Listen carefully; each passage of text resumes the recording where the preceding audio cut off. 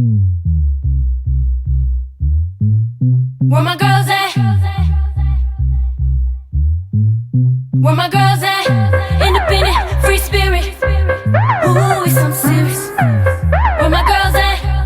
We ain't linked up in a cool minute. Where my girls at? It's going down, down.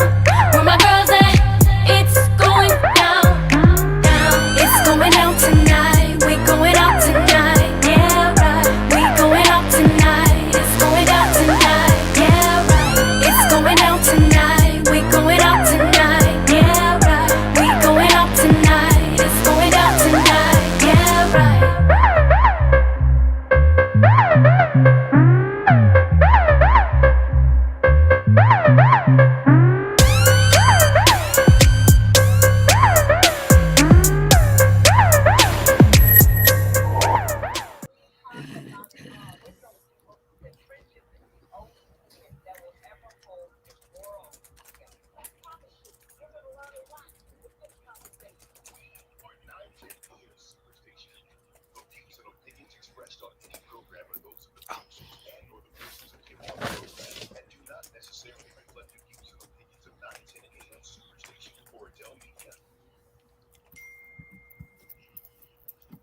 Girls at?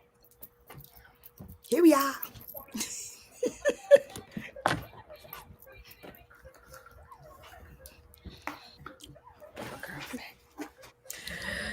Cool minute. Oh yeah, we're linking up today. We are linked up today. Thanks for calling. Thanks for being with us. Whether you are listening to us on Facebook, I know we only been doing this for a while, right? Okay, so whether you're listening to us on Roku, whether you're listening to us on Amazon, whether you're listening on iHeartRadio, Facebook, YouTube, however you're listening, we appreciate you for tuning into We Got Issues 9:10 a.m. the Superstation. It is Fierce Friday, and this is Facts Friday too, because we're going to be breaking it down and talking about some facts. It is your girl, Caterina Harris Earl. I'm a part of the Force of Friendship, and our girl, Sabrina Goodwin Monday, is taking care of business. She is not on the show today, so she gets an absent for today, but it's an excused absence. We are keeping track. And I have my girl, Lady Crisette Ellis, who is in Detroit, Michigan, and Gloria Mayfield Banks, who is from the D, but all up in Ellicott City, Maryland. And I am sitting here living between Chicago and sitting today in Brentwood, California. We have a show for you today. I'm telling you, today I had a show all put together. It was going to be Good News Friday, and I had put together all kinds of good news that has happened in the Black community, particularly good news that has happened with my friend, my girlfriend, talking about a miracle. I'll talk more about it, but we have prayed for her as she has been in the hospital going on a month battling COVID-19. And when I tell you she is off the ventilator, not sedated anymore, about to get up, she is in physical therapy. I mean, she is Wow. and that is a show in and of itself. I'm going to talk about it, but I'll just tell you, in light, part of doing this radio show every day, Monday through Friday, is we are in tune. You can count on the girlfriends to be in tune with what is happening. And I said just the other day, I bet this verdict is coming on a Friday, and it did. So today we are talking about the verdict, as well as the other cases we are watching. The not guilty verdict that just happened today of Kyle Rittenhouse. And this has been going on since the incident, August 25th, 2020. I pulled all kinds of research. Y'all. I was going to do the best I could, but my husband, Anthony Earl, came to the rescue today. We love Anthony. Brother. I was like, please call him, please call him. So we have an attorney in the house who will not be with us the entire show, but 2/3 of the show. We're so excited. So pass it to the girlfriends real quick, and then we'll bring our guest in, Lady Crisette Ellis. How is it? Is the weather changing? Do you see some precipitation? Let me tell you something. Yeah, we've already had that. We've already had some white stuff. Of course, the weather is still a little bit too warm for it to stick, but it's a beautiful fall day. The crispness is in the air. But yeah, it's a beautiful day. But you know what? I am not going to spend a whole lot of time because I'm so excited about our guests. But what I will say is CNN is going to be doing a special show called The Hunt for Planet B. And they are spending, you guys, hundreds of billions of dollars. NASA, they are creating this telescope to travel 1 million miles to search for life on other planets. And I'm telling you, with all of the stuff that's going on Earth, I'm ready for Planet B. Sign me up. When I tell you, remember I said I wasn't getting on that on the plane or whatever it was. I'm getting on it. Sign me up for Planet B. I'm ready. I'm ready to go. You ready? You ready? Now you ready? that is funny. MG. Now that is funny. Yes. We thought you were the last one. How are you, Gloria? Looking bright and yellow. We all needed to wear some bright colors today because I'm telling you, we got issues. For real, we got for issues. real. We got it. Ooh, talk about we got issues. But I'm like with Chris. I'm like, okay, 1 million miles away, maybe 2 million, because this stuff is crazy. I'm very excited about our topic, so I'm not going to take any other time. I'm just wanting to say I'm so glad y'all joined us on this Friday. I'm so glad you shared this with your friends. I'm so glad you're finding so much power and intense information in our We Got Issues from the Force of Friendship. So Caterina, go ahead and do your thing as the host today. I just want to say Anthony is messy. Anthony, he's messy in the chat. Messy. He's messy. If you are on the radio, Anthony Earl, my husband said, Chris ain't going nowhere because she loves to shop. Okay. And I believe your husband, who was with the Ahmaud Arbery family, we hope that Bishop Ellis can call in and he will give an affirmative. So that you'll be two to, So I'm excited to bring our guest in. Dorothy is going to bring our guest in, my husband's fraternity brother, a dear friend. I'm looking forward to meeting him when we are on our way to the Holy Land. We get to come through New York in February. And so, believe it or not, this is my first time meeting attorney and Pastor Paul Martin. Wow. Thank you so much for having me. I love the energy. I love the energy. We needed to heat it up, but I got to tell you, New York City's a little cold too and crisp. So I appreciate all the energy you're bringing. Well, I appreciate you. Honestly. In answer to a prayer, I said, Lord, I got to shift this topic, but help me, help a sister out. And so I appreciate you coming on. 30 years ago, a prosecutor for 5 years and practicing criminal defense attorney for the past 25 years. The first thing we want you to do, Pastor Paul Martin, Attorney Paul Martin, is introduce yourself. We always have our guests kind of brag on themselves. Tell the We Got Issues audience who you are and what makes you super bad. Tell us everything. Tell us all of it. University, the oldest private Black institution in America. After that, I attended St. John's University Law School under a United Negro College Fund scholarship. After law school, I was a prosecutor in the Bronx District Attorney's Office, where I prosecuted a variety of crimes from assault, guns, and homicides and drug cases. I left the prosecutor's office in 1995, and I've been doing criminal defense work, primarily doing violent crimes, homicides, police cases, a variety of cases. So my practice somewhat varies in the nature of the criminal cases that I handle. And then the other side of my life, God called me to preach the gospel. And so I'm also pastoring a church in East Orange, New Jersey. The name of my church is St. Mark's AME Church. And so I have a full plate, and that's the reason why I can't be with you. I have a revival tonight at 7:00. So I have to cut it a little short, but after I'd like to spend as much time as possible talking about the issues of the day. Well, we appreciate it, and we're not going to waste any time. And it's just so amazing. I want to know, speaking for the girlfriends, I know I can. When the verdict came down, I was shocked. I was in a meeting. I saw it pop up on my iPad. My heart leaped. My heart sank. I was shocked. I was angry. It began to feel like George Floyd, Trayvon Martin, everything started coming up. I did watch much of the case, and I'm not quite sure that maybe the jury did what they were supposed to do because the laws didn't work in their favor. We want you to help us understand. And then, after we'll also talk about how we deal with all these emotions. I just feel unequivocally, if it was if he was Black, it would have gone down differently, regardless of with the same law, the same everything. So, Attorney Paul Martin, can you break it down? I understand your frustration. I understand your frustration in that We know that historically in this country that in the event if it was a Black or a person of color, the criminal justice system just does not work equally. And so that I understand your frustration. But from a legal point of view, and from an attorney that has been both a prosecutor and a criminal defense attorney, when I saw the case and watched the witnesses and heard the testimony, I was not surprised at all at the actual result of what actually took place. In fact, I was surprised that it took as long as it did for them to reach the verdict that they did reach. I do agree with something you said. I think based upon the laws as written in the state of Wisconsin and the facts as we understand them, that the jurors were somewhat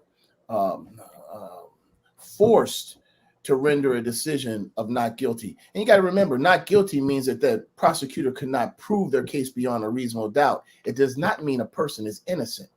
So and there is a distinction, but the prosecutor was not able to overcome their burden in this situation. And it was obvious to me that they would be unable to do so based upon the facts as I understood them to be. And was that because the prosecutor didn't do a good job, or is it that the laws just didn't work in the favor? I think it's a combination. I think it's a combination of them both. I don't think the prosecutor really put forth the case that a seasoned, trained, prepared prosecutor would put forth. So I think that had a factor as it relates to the outcome. But more importantly, you have to understand the law of self-defense, and specifically the law of self-defense in Wisconsin. Mm-hmm. The law of self-defense in Wisconsin is that the prosecution must disprove beyond a reasonable doubt that the individual was not defending themselves. A person has the right to use deadly physical force when they believe that deadly physical force is being used upon them. And when the prosecution's witness testified that he was shot, not when his hands were raised, but when he pointed his own firearm at the defendant. Now, this is the prosecution's witness, not the defense. Mm-hmm. Once he said, I pointed the gun at him, he had every right to use self-defense as it relates to the person with the weapon. Mm-hmm. So he's authorized to use deadly physical force once someone is using deadly physical force at them. And so already the prosecution has basically put reasonable doubt in the case on their case in chief. Mm. So I wasn't Attorney surprised. Martin, can I Yes. ask a quick question before we go to break? How was the prosecuting attorney selected? Did the family select them? Because I know when the other side, not the defendant, but who selects the prosecuting attorney? How did this company get selected? Sure. In every county, whether it's Wayne County in Michigan or New York Right. County in New York City, every county has a prosecutor's office. Every county. They represent the state in whichever you live. And the prosecutors are typically called the district attorneys. They are elected officials. So you'll have a head district attorney for Wayne County, and then they hire a number of assistant district attorneys that prosecute cases. And typically, for a case of this magnitude, you would put on the case your brightest and your best. And it just did not appear to me that the prosecutors in this case were the best that they had to offer.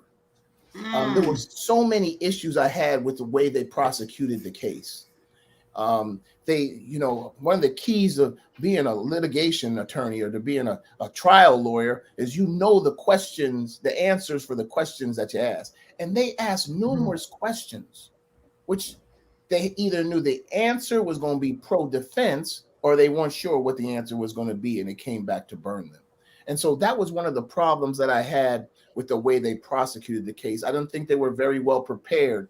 And there's nothing wrong with prosecutors speaking to your witnesses. Defense attorneys speak to their witnesses. That's appropriate. There's nothing wrong with that. And I started to think, Attorney Paul, we're going not to a break. We're going to our Go ahead. first break. We're going to our first break. We definitely want to get into what was the judge, what was the judge's part, and talking about the jury. More than 40% of Americans are people of color, but nearly every single elected prosecutor in America today is white. Let's talk about it all when we come back. We'll be at a 3-minute commercial break, and we're going to go to our caller, Harry, who's on the line. Thanks for listening in. Stay tuned. Wow.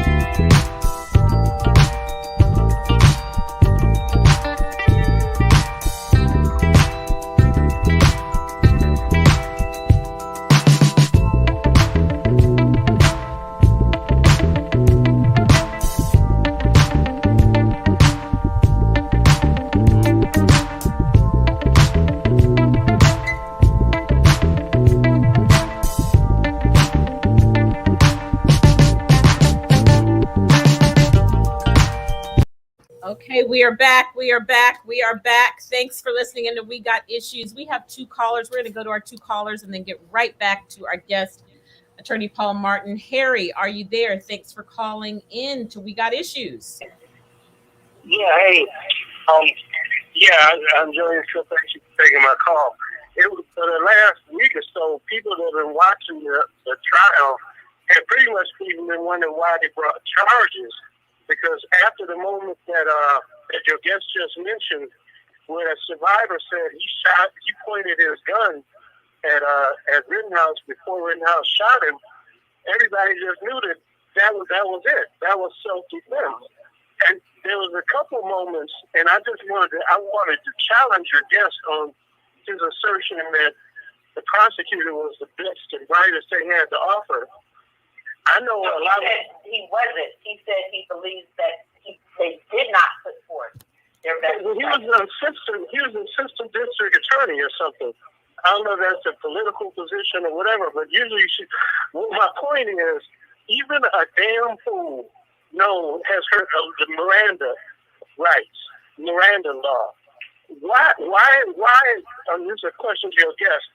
How could that prosecutor be so stupid to say in front of the jury that Kyle Rittenhouse Miranda? That's a it's a mistrial type of thing to say that in front of the jury. Why was the prosecutor so stupid that they did that? And why do you think charges were even filed if he knew everything that came out in the trial? Like it was legal. Rittenhouse had the gun completely legally to carry a long rifle at the age of 17. It was completely legal for him to have the gun, and all the other stuff that came out. So the two questions: why hadn't the prosecutor heard of Miranda, and why did he do charges if he had all this information months ago? Okay. He did say that he definitely believed there were several mistakes that were made. Can you respond to that? Sure. If you think you can push the limit in order to, get the response that you want from a witness, then you'll do such. Just so that your viewers and listeners know, a prosecutor cannot use a person's post-arrest silence to give an indication of guilt. Meaning, you would think when you get arrested, if someone arrests you and you did not do it, you would say, listen, I did not do it. I was over here, or I did that. Well, no, the law says that if the burden is on the prosecutor to prove the case, you don't have to disprove that you did not do it, and nor do you have to tell them once you're arrested anything about it. And it's improper to use your post-arrest silence as evidence of guilt. And that's what the prosecutor tried to do. I do agree with your caller. He should have known. He tried to push the envelope and the judge was not having it. Okay, when you say push the envelope, it was a violation of his constitutional rights to mention that in front of the jury. This wasn't anything like he tried to fight around the edges. He violated Rittenhouse's rights, constitutional rights. That issue was never decided because the judge never ruled on the motion. Interesting. I want to ask before we go to our next caller. Thank you, Harry, for calling in and expressing your feeling and your concern, a strong concern. We appreciate you. I'm going to go to our next caller and then come back and ask my question about that. Karen, are you there? Thank you for leaning into this conversation. So I want to, give a little different view because that's what I always do.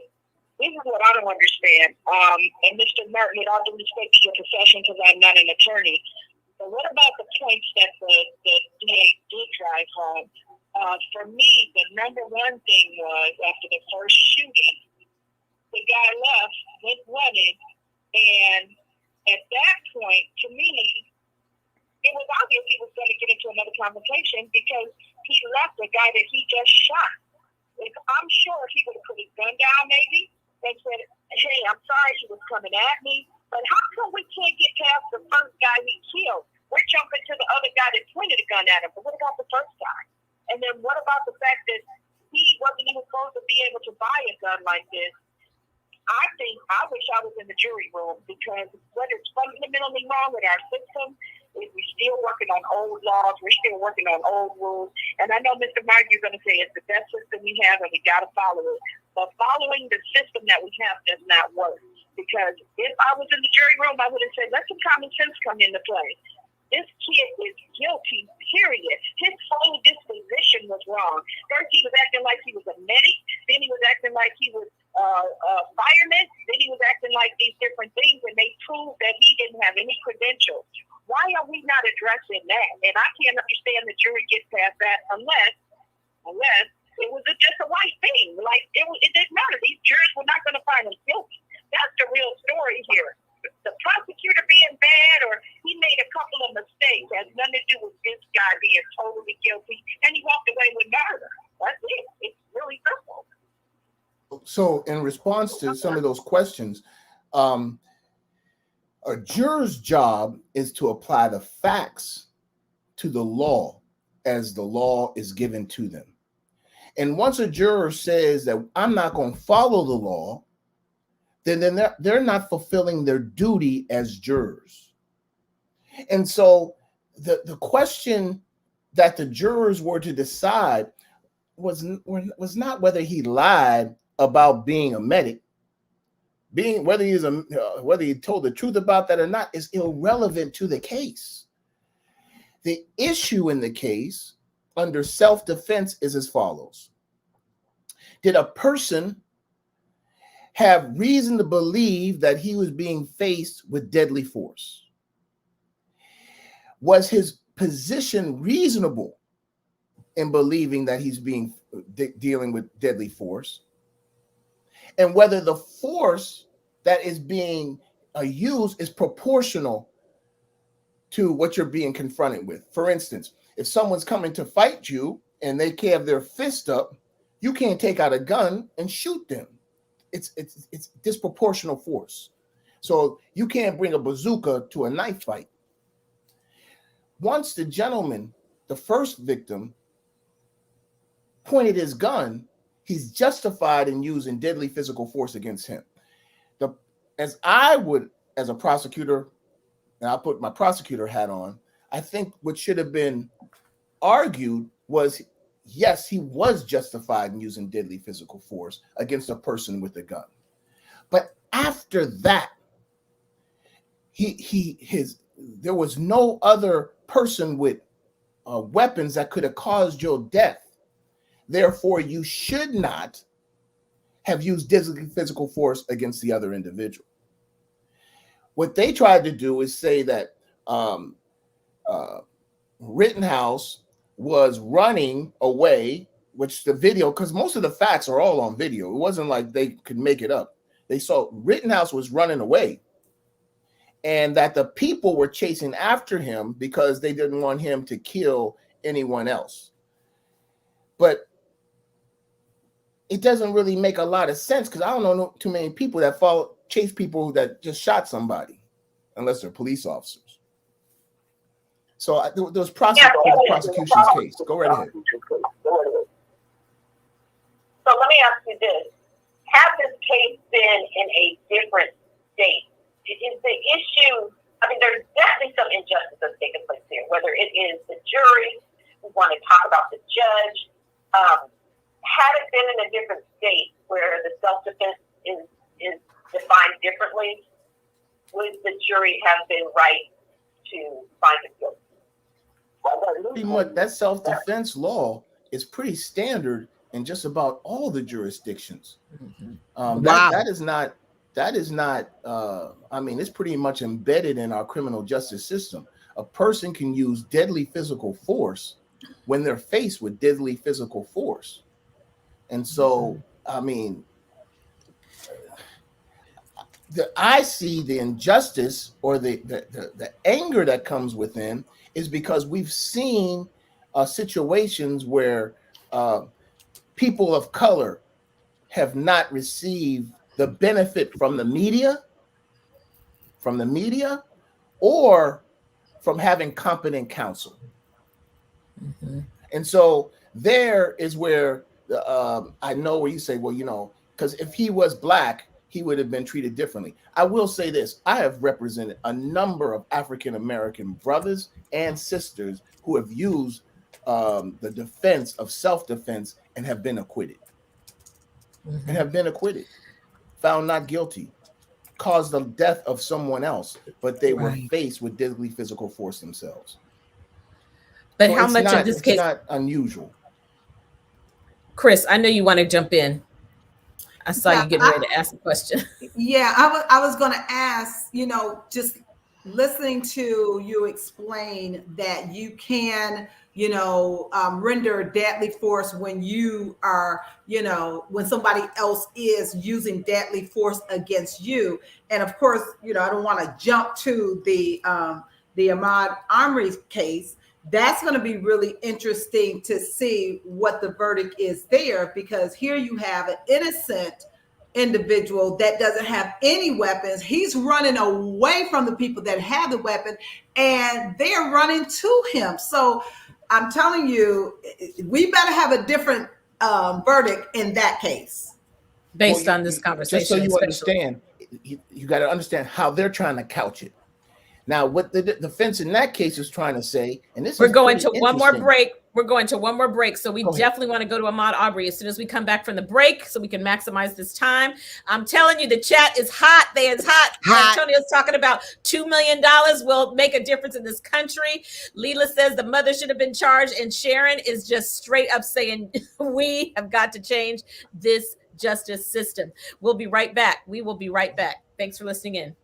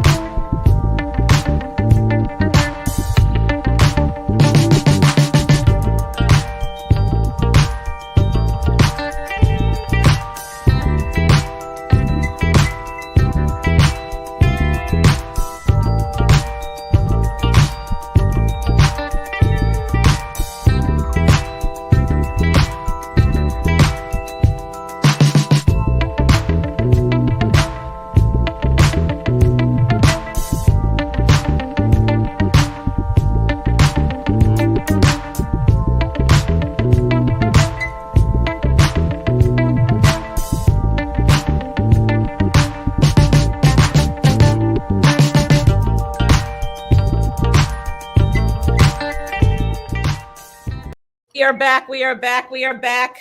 We want to go straight to that Ahmaud Arbery case. And then, Attorney Paul, I definitely want you to hit on the jury. Like, what difference does it make when we cannot seemingly get justice and enough African Americans on a jury that's supposed to be a jury of your peers?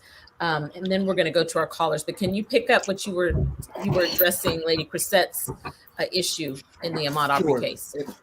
It's interesting in that the Arbery defendants are using an archaic law, a law that was used by slave owners in order to maintain their propriety rights over slaves. That if they saw someone committing a crime or had reason to believe that they were committing a crime, they could individually, although they weren't law enforcement officials, they could place them under arrest. And so they're using this archaic law to say that they were instituting a citizen arrest on Mr. Arbery. But here's the issue they have. This is the problem they have. Arbery wasn't doing anything criminal.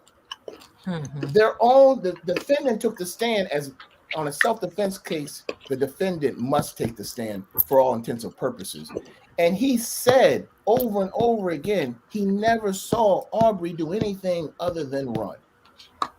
So he can't even avail himself to that particular law. And he clearly wasn't defending himself from any criminal activity for the mere fact that Aubrey had no weapon and didn't take his weapon.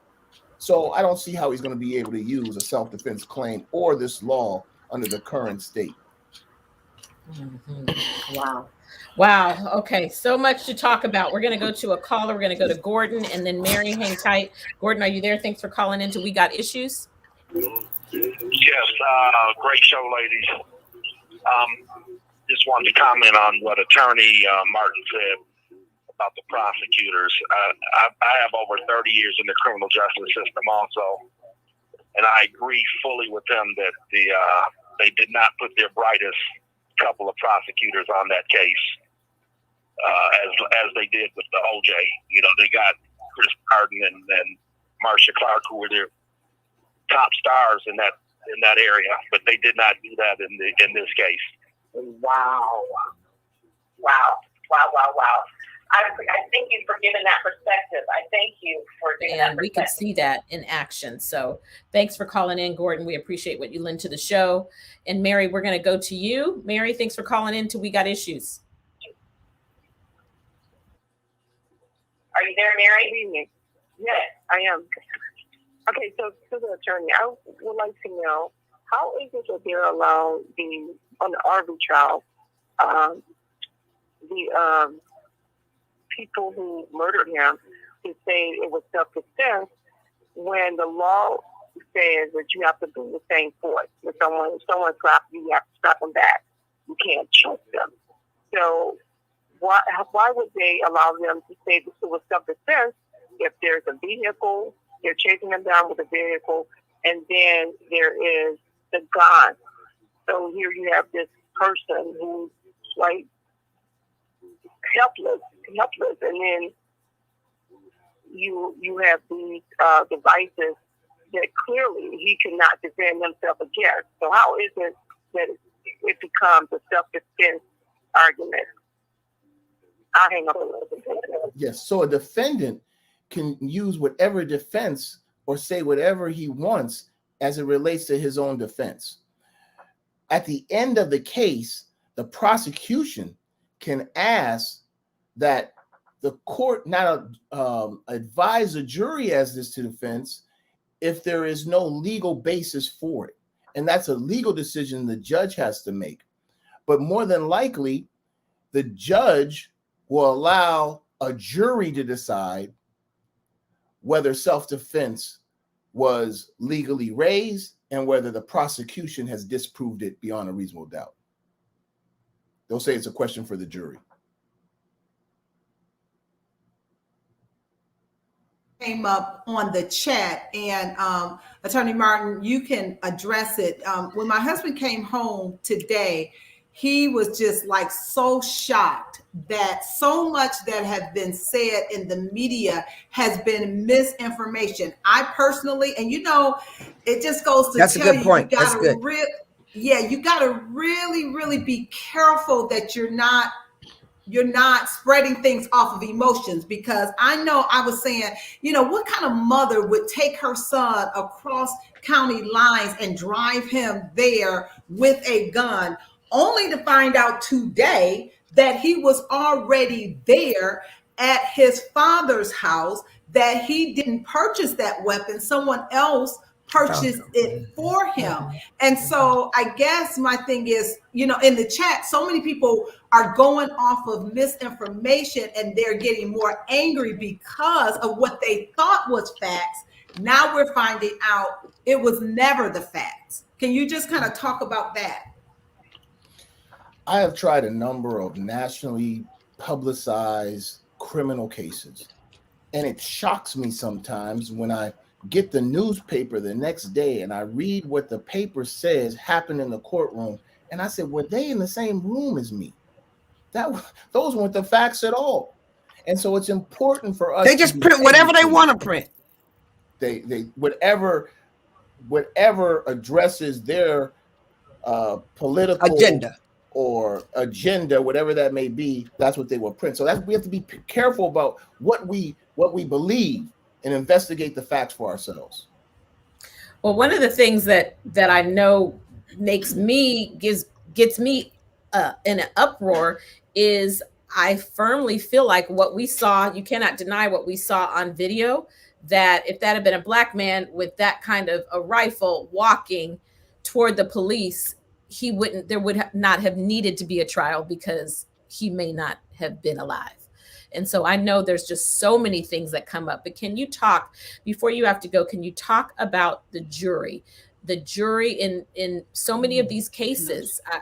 It's just, what is going on? It seems like it's so easy to strike black folks off a jury. You cannot say you can't find black jurors. And so can you just talk about that? Well, I think it's important for us as U.S. citizens to participate in the jury process.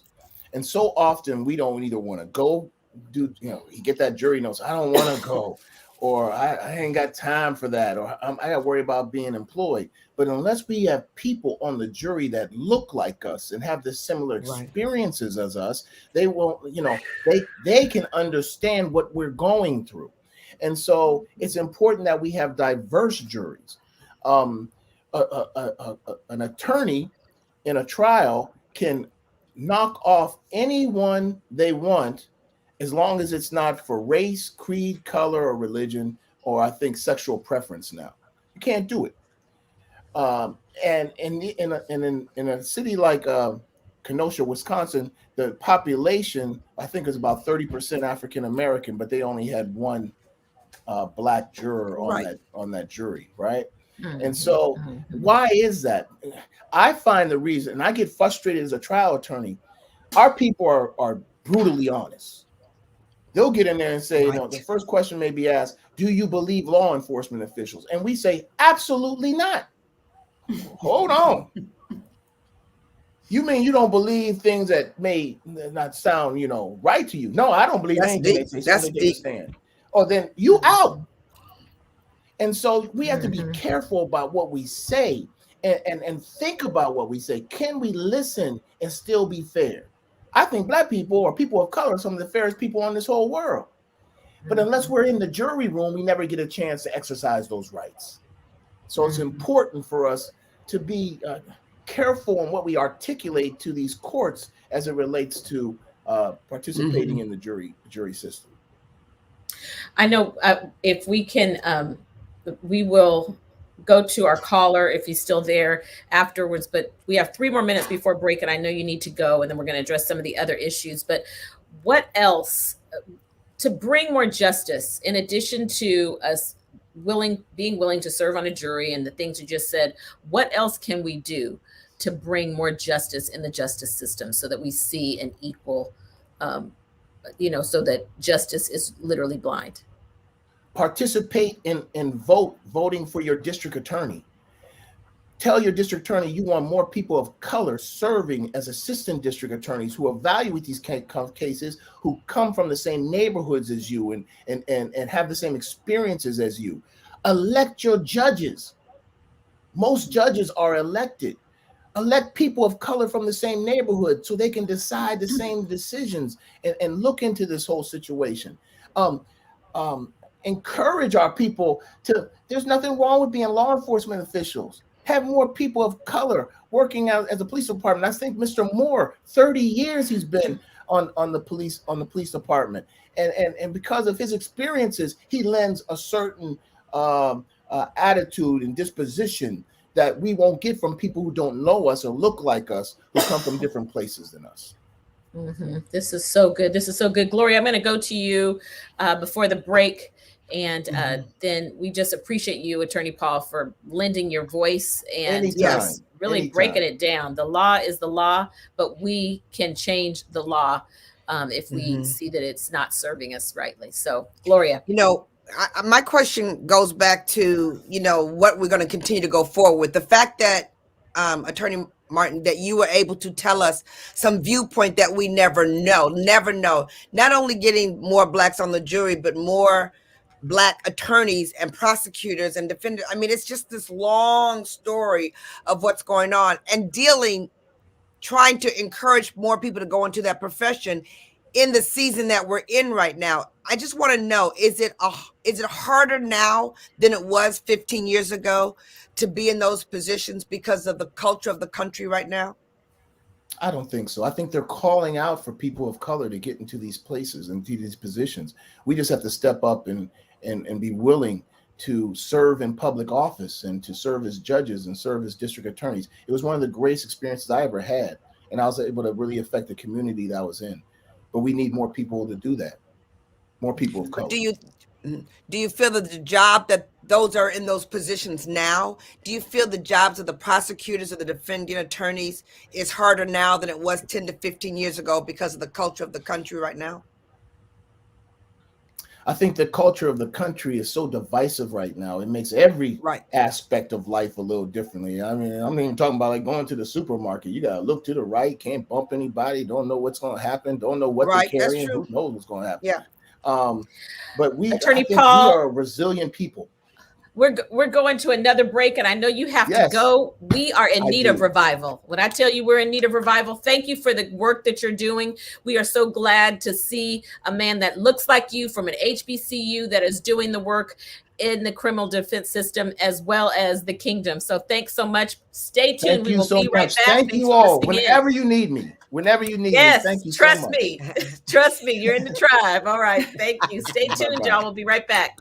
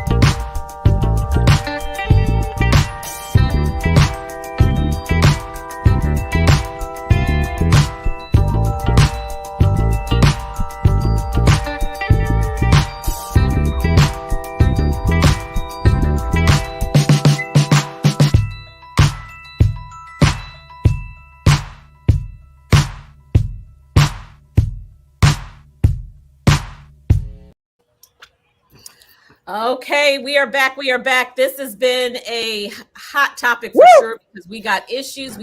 We're going to the chat. We're going to talk about the chat. I wanted to just say this. I didn't want to break in during his time, but talking about the blacks and the jury. In 2004, Texas District and County Attorney Association trials, blah, blah, blah. Okay, they can't use race to eliminate people, but they can ask things like they can eliminate people because they watch gospel TV shows or because they favored the O.J. Simpson trial. Here in 2016 in Santa Clara County, Silicon Valley, probably what is considered to be one of the most liberal places, there was a 30-page list of 77 justifications they could use to strike people off a jury. They can use in Santa Clara County, California, okay, where Facebook and Apple come from. They can use your clothing, your hairstyle, or other accoutrements to say that you Wow. are not fit to serve on the jury. And even someone said that they wanted to remove a Black juror because of low intelligence or alleged lack of education. A What? quote, too stupid to live, much less be on a jury. So I'm telling you, it is, the jury selection is so.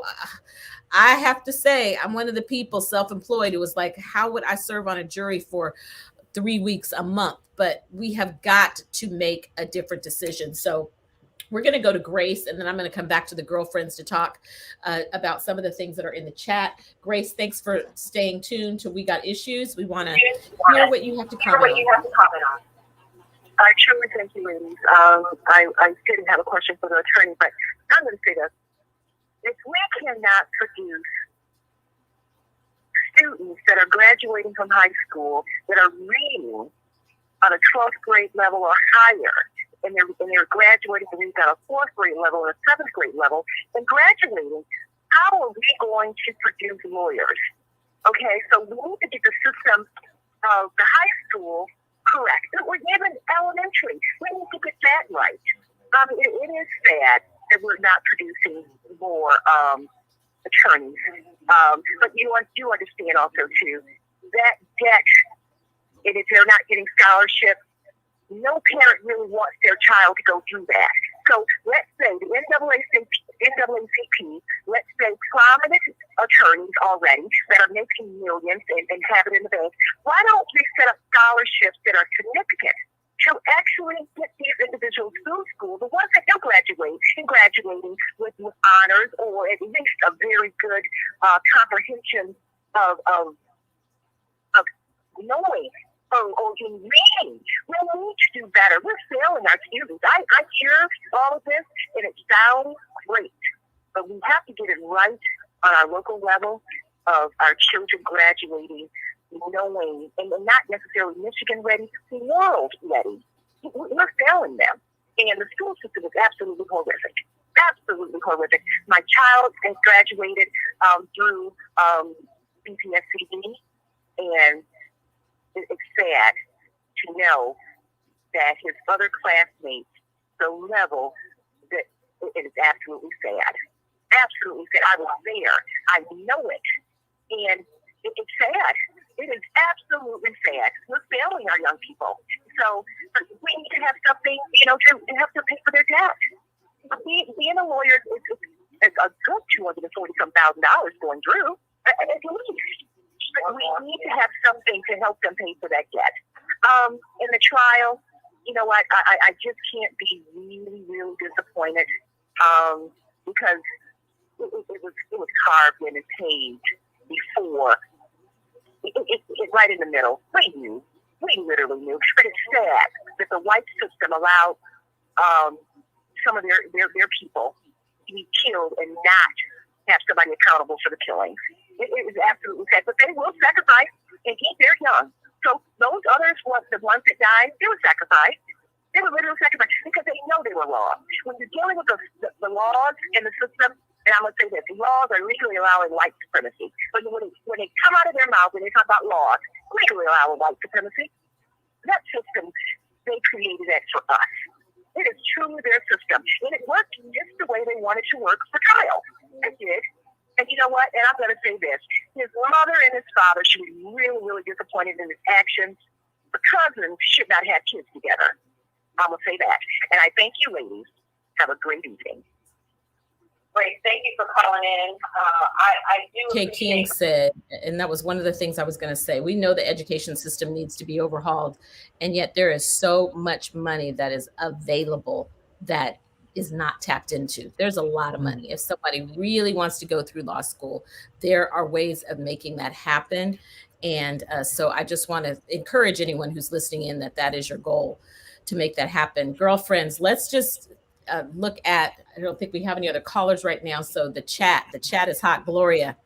You know what? I wanted to add, when she was talking about the education system, I think, and then he was talking about how we cannot get people of color or Black people on the jurors, and that how, it's just like what she did say is that she just pointed out another place where things are stacked against us. Another place where they're stacked against us. Another place where we're stacked against us. So when people are like, it's right, it's wrong, it's right, it's wrong, it's just glaring to us that if it had been of another race, if it had been a black man sitting in his chair, it just glaring to us that it would not have been the same situation with the exact same laws and with the exact same people.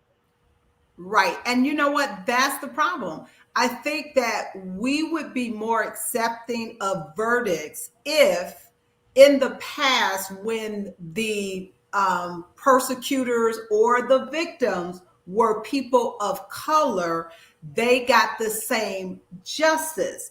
And I think that's where that's where the problem comes in. And then the other part that I will say, because I know I was absolutely livid, I was hot, all of it when the verdict came. But the other side of it is we do not, and we are not privy to what the jurors are given when they say, these are the things you can consider. Because I know in the chat, somebody was saying, it's common sense. It's common sense. And I know I can be hot-headed and say they should have come back with a guilty verdict. But if you are given a parameter with which end to work with, and you come outside of that parameter, the judge can nullify and say, no, you guys are not basing it on these particular rules and parameter. So I think part of it is we don't know that as outsiders and spectators. So,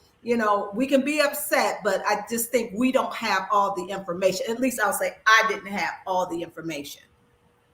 Right. I mean, this is, and I think you hit the nail on the head, Chris, when you talked about the Ahmaud Arbery case, because Attorney Paul did a great job kind of breaking down what the law is: right, wrong, and different. We are in position to change laws and to shift and so forth. Right.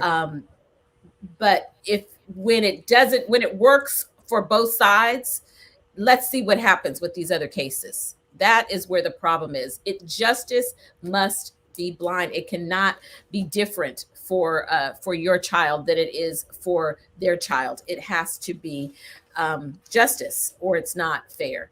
And so thank you so much. This is let's just pray for safety in these cities, in these areas, for young people, that as a result of this verdict, we will not be here next week as a result of what takes place this weekend and ongoing, that we will use our time and our talent and our voice and our outrage to make a difference in the system and not be more killing. And so I just appreciate you guys for tuning in today. Thanks so much. Thank you, Jalen. It is Friday and we kind of need a break for the weekend, but we will be right back here on Monday because we got issues. Bye-bye. See ya. Bye-bye, everybody.